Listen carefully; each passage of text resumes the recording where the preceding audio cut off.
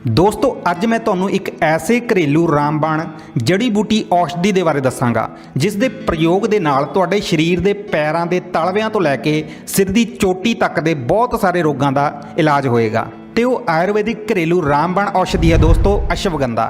जी हाँ दोस्तों, अश्वगंधा एक बहुत ही पावरफुल जड़ी बूटी होंदी है जिसका टॉनिक के रूप में इस्तेमाल किया जाता है, जो कि सानू कई सारिया बीमारियों तो बचाने के नाल नाल शरीर नू अंदरूनी ताकत प्रदान करने का काम करती है।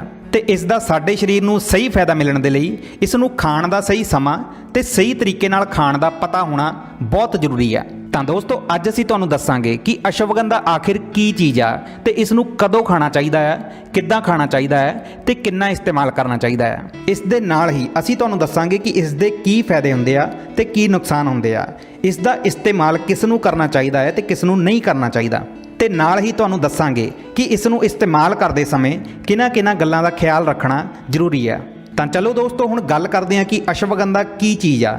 देखो अश्वगंधा एक पौधा होंदा है जिसकी जड़ ते पत्ते दोनों ही साडे शरीर लिए बहुत ही ज़्यादा फायदेमंद होंदे आ। दोस्तों अश्वगंधा साडे शरीर के हारमोनस नूं बैलेंस करन दा काम करदा है। ਇਹ ਐਨੈਕਸਾਈਟੀ डिप्रैशन ਤੇ ਤਣਾਅ ਨੂੰ ਘੱਟ ਕਰਨ ਦੇ ਨਾਲ-ਨਾਲ ਵਧੀਆ ਨੀਂਦ ਲਿਆਉਣ ਲਈ ਤੇ ਬ੍ਰੇਨ ਪਾਵਰ ਨੂੰ ਬੂਸਟ ਕਰਨ ਦਾ ਕੰਮ ਕਰਦਾ ਆ ਤੇ ਇਸ ਦੇ ਨਾਲ ਹੀ ਇਹ ਸਾਡੇ ਮੂਡ ਨੂੰ ਤਰੋ-ਤਾਜ਼ਾ ਰੱਖਣ ਤੇ ਬਲੱਡ ਸ਼ੂਗਰ ਨੂੰ ਘੱਟ ਕਰਨ ਵਿੱਚ ਮਦਦ ਕਰਦਾ ਆ। ਇਹ ਸਾਡੇ ਸਰੀਰ ਦੇ ਵਿੱਚ ਟੈਸਟੋਸਟਰੋਨ ਹਾਰਮੋਨ ਦੀ ਮਾਤਰਾ ਨੂੰ ਵਧਾਉਂਦਾ ਆ ਜਿਸ ਦੇ ਨਾਲ ਸਰੀਰ ਦੇ ਮਸਲ ਮਜ਼ਬੂਤ ਹੁੰਦੇ ਆ ਤੇ ਵੱਧਦੇ ਆ। ਸਰੀਰ ਦੀ ਫालतू ਚਰਬੀ ਨੂੰ ਘੱਟ ਕਰਨ ਵਿੱਚ ਇਸ ਦੀ ਸਾਨੂੰ ਕਾਫੀ ਹੱਦ ਤੱਕ ਮਦਦ ਮਿਲਦੀ ਆ।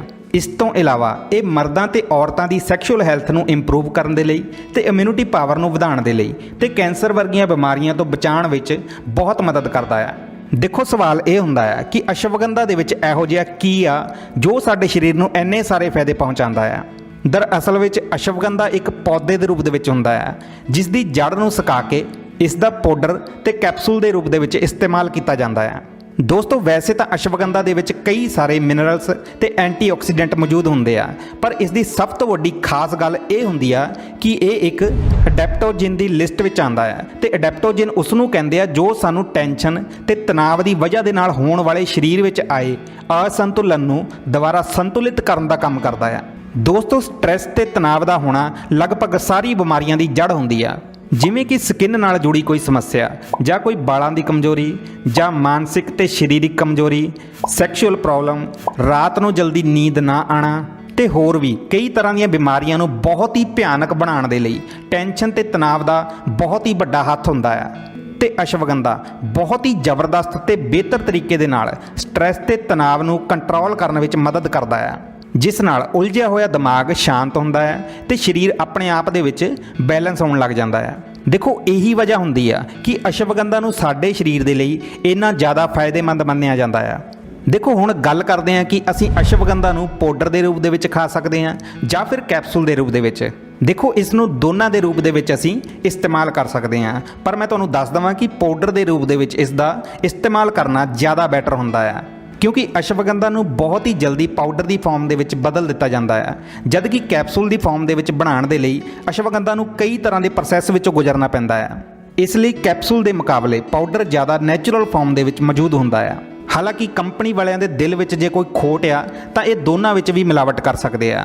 इसलिए दोस्तों इनू खरीदते समय सस्ते पिछे ना जाओ, क्योंकि इसकी वधिया क्वालिटी का खास ख्याल रखना भी बहुत जरूरी है। हुण गल करते हैं कि तुसीं इसनूं इस्तेमाल किद्दां करना है। दोस्तों जेकर तुहानूं देसी गां का दुध मिलता है तो इसनूं हल्के गर्म दुध दे विच मिक्स करके लेना बहुत ही फायदेमंद मन्निया जाता है। तो जेकर तुहाडे कोल देसी गां का दुध नहीं हुंदा है तो तुसीं मੱਝ दे हल्के गर्म दुध दे विच भी इसका सेवन कर सकते हैं। तो जेकर मੱਝ का दुध भी नहीं है तो तुसीं इसनूं हल्के गर्म पानी दे विच मिला के भी इसका सेवन कर सकते हैं। तो इस दे स्वाद नूं वधिया बनाउण दे लई इस विच धागे वाली मिश्री जां प्योर शहद का भी इस्तेमाल किया जा सकता है। पर ध्यान रखना जेकर तुहानूं प्योर शहद नहीं मिलता तो इसनूं बिना शहद तो भी इस्तेमाल करना बहुत ही बेहतर होंदा है। हुण गल करते हैं कि अश्वगंधा का इस्तेमाल कदों करना चाहिए है तो इसका सही समा की है। ਦੇਖੋ ਇਸ ਨੂੰ ਖਾਣ ਦਾ ਜੋ ਸਹੀ ਸਮਾਂ ਆ ਉਹ ਹੈ ਰਾਤ ਨੂੰ ਖਾਣੇ ਤੋਂ 2 ਘੰਟੇ ਬਾਅਦ ਜਾਂ ਫਿਰ ਸੌਣ ਤੋਂ 1 ਘੰਟਾ ਪਹਿਲਾਂ ਇਸ ਦਾ ਇਸਤੇਮਾਲ ਕਰਨਾ ਜ਼ਿਆਦਾ ਬਿਹਤਰ ਹੁੰਦਾ ਆ। ਜਾਂ ਫਿਰ ਤੁਸੀਂ ਇਸ ਨੂੰ ਸ਼ਾਮ ਦੇ ਖਾਣੇ ਤੋਂ 1-1.5 ਘੰਟਾ ਪਹਿਲਾਂ ਵੀ ਲੈ ਸਕਦੇ ਹੋ। ਇਸ ਤੋਂ ਇਲਾਵਾ ਜੇਕਰ ਤੁਸੀਂ ਇਸ ਦਾ ਇਸਤੇਮਾਲ ਸਵੇਰੇ ਕਰਨਾ ਚਾਹੁੰਦੇ ਆ ਤਾਂ ਤੁਸੀਂ ਸਵੇਰੇ ਖਾਣੇ ਤੋਂ 1 ਤੋਂ 1.5 ਘੰਟਾ ਪਹਿਲਾਂ ਜਾਂ ਫਿਰ ਖਾਣਾ ਖਾਣ ਦੇ 1-1.5 ਘੰਟੇ ਬਾਅਦ ਹੀ ਕਰਨਾ ਚਾਹੀਦਾ ਆ। ਇਸ ਤੋਂ ਇਲਾਵਾ ਜੇਕਰ ਤੁਸੀਂ ਜ਼ਿਆਦਾ ਹੈਵੀ ਵਰਕਆਊਟ ਤੋਂ ਬਾਅਦ ਪ੍ਰੋਟੀਨ ਪਾਊਡਰ ਦਾ ਇਸਤੇਮਾਲ ਕਰਦੇ ਆ ਤਾਂ ਅਸ਼ਵਗੰਧਾ ਨੂੰ ਉਸ ਪ੍ਰੋਟੀਨ ਸ਼ੇਕ ਦੇ ਵਿੱਚ ਮਿਕਸ ਕਰਕੇ ਵੀ ਇਸ ਦਾ ਇਸਤੇਮਾਲ ਕੀਤਾ ਜਾ ਸਕਦਾ ਹੈ। ਦੇਖੋ ਹੁਣ ਗੱਲ ਕਰਦੇ ਹਾਂ ਕਿ ਅਸ਼ਵਗੰਧਾ ਦਾ ਸਾਨੂੰ ਕਿੰਨੀ ਮਾਤਰਾ ਵਿੱਚ ਇਸਤੇਮਾਲ ਕਰਨਾ ਚਾਹੀਦਾ ਹੈ। ਦੇਖੋ ਜੋ ਲੋਕ ਜਿਮ ਕਰਦੇ ਆ, ਵਰਕਆਊਟ ਕਰਦੇ ਆ, ਦਿਨ ਭਰ ਹਾਰਡ ਵਰਕ ਕਰਦੇ ਆ, ਉਹ ਲੋਕ ਦਿਨ ਵਿੱਚ ਇਸ ਦਾ 2 ਵਾਰ ਵੀ ਇਸਤੇਮਾਲ ਕਰ ਸਕਦੇ ਆ। ਦੋਸਤੋ ਅਸ਼ਵਗੰਧਾ ਦੀ ਤਸੀਰ ਗਰਮ ਹੋਣ ਦੇ ਕਾਰਨ ਇਸ ਦੀ ਸ਼ੁਰੂਆਤ ਥੋੜੇ ਤੋਂ ਹੀ ਕਰਨੀ ਚਾਹੀਦੀ ਹੈ। ਜੇਕਰ ਤੁਸੀਂ ਪਹਿਲੀ ਵਾਰ ਇਸ ਦਾ ਇਸਤੇਮਾਲ ਕਰਨਾ ਚਾਹੁੰਦੇ ਆ ਤਾਂ ਤੁਸੀਂ ਦਿਨ ਵਿੱਚ 1 ਵਾਰ ਇਸ ਦਾ ਸੇਵਨ ਕਰ ਸਕਦੇ ਆ। ਦੇਖੋ ਤੁਸੀਂ ਲੈਣਾ ਕਿੰਨਾ ਆ, 1/4 ਚਮਚ, ਜਾਣੀ ਕਿ 1 ਚਮਚ ਦਾ ਚੌਥਾ ਹਿੱਸਾ ਪਾਊਡਰ ਹੀ ਕਾਫੀ ਹੁੰਦਾ ਆ ਤੇ ਹੌਲੀ-ਹੌਲੀ ਕੁਝ ਦਿਨਾਂ ਬਾਅਦ ਇਸ ਦੀ ਮਾਤਰਾ ਅੱਧੇ ਚਮਚ ਤੱਕ ਵਧਾਈ ਜਾ ਸਕਦੀ ਆ ਤੇ ਔਰਤਾਂ ਵਾਸਤੇ ਇਸ ਦਾ 1/4 ਚਮਚ ਹੀ ਕਾਫੀ ਹੁੰਦਾ ਹੈ। ਦੋਸਤੋ ਹੁਣ ਗੱਲ ਕਰਦੇ ਹਾਂ ਕਿ ਕਿਹਨਾਂ ਲੋਕਾਂ ਨੂੰ ਇਸ ਦਾ ਇਸਤੇਮਾਲ ਨਹੀਂ ਕਰਨਾ ਚਾਹੀਦਾ। ਦੇਖੋ ਜਿਨ੍ਹਾਂ ਲੋਕਾਂ ਦੇ ਪੇਟ ਵਿੱਚ ਅਲਸਰ ਦੀ ਸਮੱਸਿਆ ਰਹਿੰਦੀ ਆ, ਪੇਟ ਦੀ ਖਰਾਬੀ ਰਹਿੰਦੀ ਆ ਜਾਂ ਪੇਟ ਵਿੱਚ ਗਰਮੀ ਮਹਿਸੂਸ ਰਹਿੰਦੀ ਆ, ਉਹਨਾਂ ਨੂੰ ਤਦ ਤੱਕ ਇਸ ਦਾ ਇਸਤੇਮਾਲ ਨਹੀਂ ਕਰਨਾ ਚਾਹੀਦਾ ਜਦ ਤੱਕ ਉਹਨਾਂ ਦੇ ਪੇਟ ਦਾ ਅਲਸਰ ਠੀਕ ਨਾ ਹੋ ਜੇ। ਤੇ ਜੋ ਲੋਕ ਕਈ ਤਰ੍ਹਾਂ ਦੀਆਂ ਬਿਮਾਰੀਆਂ ਦੀਆਂ ਦਵਾਈਆਂ ਖਾਂਦੇ ਆ ਉਹ ਲੋਕ ਇਸ ਦਾ ਇਸਤੇਮਾਲ ਕਰਨ ਤੋਂ ਪਹਿਲਾਂ ਕਿਸੇ ਵਧੀਆ ਡਾਕਟਰ ਦੀ ਸਲਾਹ ਜ਼ਰੂਰ ਲੈਣ। ਇਸ ਤੋਂ ਇਲਾਵਾ ਜਿਨ੍ਹਾਂ ਲੋਕਾਂ ਦਾ ਬਲੱਡ ਪ੍ਰੈਸ਼ਰ ਲੋ ਰਹਿੰਦਾ ਹੈ ਉਹ ਵੀ ਇਸ ਦਾ ਸੇਵਨ ਨਾ ਕਰਨ, ਕਿਉਂਕਿ ਅਸ਼ਵਗੰਧਾ ਬਲੱਡ ਪ੍ਰੈਸ਼ਰ ਨੂੰ ਘੱਟ ਕਰਨ ਦਾ ਕੰਮ ਕਰਦਾ ਹੈ, ਜੋ ਕਿ ਹਾਈ ਬਲੱਡ ਪ੍ਰੈਸ਼ਰ ਵਾਲਿਆਂ ਲਈ ਤਾਂ ਫਾਇਦੇਮੰਦ ਹੁੰਦਾ ਹੈ, ਪਰ ਲੋ ਬਲੱਡ ਪ੍ਰੈਸ਼ਰ ਵਾਲਿਆਂ ਲਈ ਇਹ ਉਹਨਾਂ ਦੀ ਸਮੱਸਿਆ ਨੂੰ ਹੋਰ ਵੀ ਵਧਾ ਸਕਦਾ ਹੈ। ਇਸ ਤੋਂ ਇਲਾਵਾ ਪ੍ਰੈਗਨੈਂਟ ਲੇਡੀਜ਼ ਤੇ ਜਿਨ੍ਹਾਂ ਔਰਤਾਂ ਦੇ ਛੋਟੇ ਬੱਚੇ ਦੁੱਧ ਪੀਂਦੇ ਆ ਉਹਨਾਂ ਨੂੰ ਵੀ ਅਸ਼ਵਗੰਧਾ ਦਾ ਇਸਤੇਮਾਲ ਨਹੀਂ ਕਰਨਾ ਚਾਹੀਦਾ, ਨਹੀਂ ਤਾਂ ਇਹ ਫਾਇਦੇ ਕਰਨ ਦੀ ਬਜਾਏ ਨੁਕਸਾਨ ਵੀ ਪਹੁੰਚਾ ਸਕਦਾ ਹੈ। ਇਸ ਤੋਂ ਇਲਾਵਾ ਜਿਨ੍ਹਾਂ ਔਰਤਾਂ ਦੇ ਵਿੱਚ ਹਾਰਮੋਨਸ ਨਾਲ ਜੁੜੀਆਂ ਬਿਮਾਰੀਆਂ ਹੁੰਦੀਆਂ ਹੈ, ਜਿਸ ਵਿੱਚ ਸਰੀਰ ਦੇ ਟੈਸਟੋਸਟਰੋਨ ਹਾਰਮੋਨ ਦੀ ਮਾਤਰਾ ਵੱਧ ਗਈ ਹੋਵੇ, ਉਹਨਾਂ ਨੂੰ ਵੀ ਅਸ਼ਵਗੰਧਾ ਦਾ ਇਸਤੇਮਾਲ ਡਾਕਟਰ ਦੀ ਸਲਾਹ ਤੋਂ ਬਿਨਾਂ ਨਹੀਂ ਕਰਨਾ ਚਾਹੀਦਾ, ਕਿਉਂਕਿ ਇਸ ਨਾਲ ਪ੍ਰੋਬਲਮ ਹੋਰ ਵੀ ਵੱਧ ਸਕਦੀ ਹੈ। ਤੇ ਦੋਸਤੋ ਅਸ਼ਵਗੰਧਾ ਦਾ ਜ਼ਿਆਦਾ ਮਾਤਰਾ ਦੇ ਵਿੱਚ ਇਸਤੇਮਾਲ ਨਹੀਂ ਕਰਨਾ ਚਾਹੀਦਾ, ਕਿਉਂਕਿ ਇਹ ਬਹੁਤ ਹੀ ਪਾਵਰਫੁਲ ਜੜੀ ਬੂਟੀ ਹੋਣ ਦੀ ਵਜ੍ਹਾ ਦੇ ਕਾਰਨ ਜ਼ਿਆਦਾ ਮਾਤਰਾ ਵਿੱਚ ਇਸਤੇਮਾਲ ਕਰਨ ਦੇ ਨਾਲ ਉਲਟੀ, ਲੂਜ਼ ਮੋਸ਼ਨ ਜਾਂ ਕੋਈ ਹੋਰ ਵੀ ਸਮੱਸਿਆ ਸ਼ੁਰੂ ਹੋ ਸਕਦੀ ਹੈ। ਅਸ਼ਵਗੰਧਾ ਦਾ ਇਸਤੇਮਾਲ ਕਰਨ ਤੋਂ ਪਹਿਲਾਂ ਦੇਖੋ ਤੁਸੀਂ ਕਿਹੜੀਆਂ ਗੱਲਾਂ ਦਾ ਧਿਆਨ ਰੱਖਣਾ ਹੈ। ਸਭ ਤੋਂ ਪਹਿਲਾਂ ਇਹ ਸਮਝਣਾ ਜ਼ਰੂਰੀ ਹੈ ਕਿ ਅਸ਼ਵਗੰਧਾ ਸਟ੍ਰੈਸ ਨੂੰ ਸਿਰਫ ਘੱਟ ਕਰਦਾ ਹੈ, ਨਾ ਕਿ ਉਸ ਨੂੰ ਖਤਮ ਕਰਦਾ ਹੈ। ਇਸ ਲਈ ਅਸ਼ਵਗੰਧਾ ਦਾ ਇਸਤੇਮਾਲ ਕਰਨ ਦੇ ਨਾਲ ਨਾਲ ਤੁਹਾਨੂੰ ਆਪਣੀਆਂ ਉਹਨਾਂ ਆਦਤਾਂ ਤੇ ਵੀ ਕੰਟਰੋਲ ਕਰਨਾ ਚਾਹੀਦਾ ਹੈ ਜੋ ਕਿ ਸਟ੍ਰੈਸ ਨੂੰ ਵਧਾਉਣ ਦਾ ਕਾਰਨ ਬਣਦੀਆਂ ਹੈ।